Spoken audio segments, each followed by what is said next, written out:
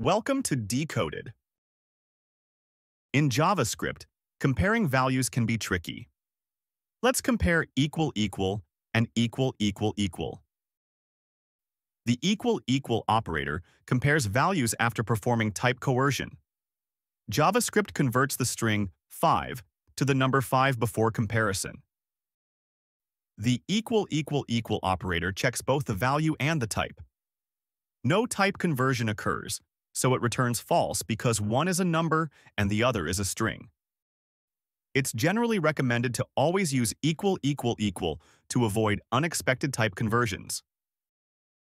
When comparing user input, always use strict equality to avoid bugs due to type coercion. So now you know. Use equal equal equal to avoid the strange behavior of equal equal. Thanks for watching. Like and subscribe for more JavaScript facts.